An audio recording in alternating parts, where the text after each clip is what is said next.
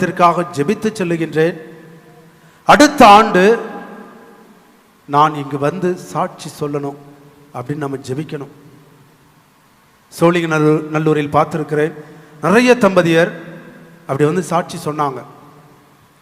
போன வருஷம் டிசம்பர் மாதம் நாங்கள் இங்கு வந்து அடுத்த ஆண்டிற்குள்ளாக குழந்தை வேண்டும் என்று ஜெபித்தோம்.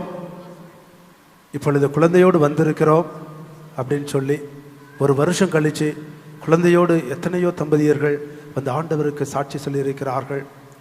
அதே நம்பிக்கை நம்மிடத்திலும் இருக்கின்ற பொழுது அடுத்த ஆண்டு இதே நேரத்தில் இதே பருவ காலத்தில் என்னுடைய குடும்பத்தில் ஒரு குழந்தை இருக்க வேண்டும் ஆண்டவரே என்று நாம் உரிமையோடு கடவுளிடத்திலே கேட்கின்ற பொழுது கடவுள் நமக்கு கொடுப்பார், நிச்சயமாக கொடுப்பார். இறைவாக்கினர் எலிசாவுடைய வாக்கு அங்கு பொய்க்கவில்லை. அடுத்த ஆண்டு பருவ காலத்தில் நீ ஒரு குழந்தையை பெற்றிருப்பாய் என்று சொன்ன இந்த வார்த்தை நிறைவேறியதை நாம் பார்க்க முடிகின்றது. எத்தனை தம்பதி பார்த்துருக்குறோம் விவிலியத்தில்?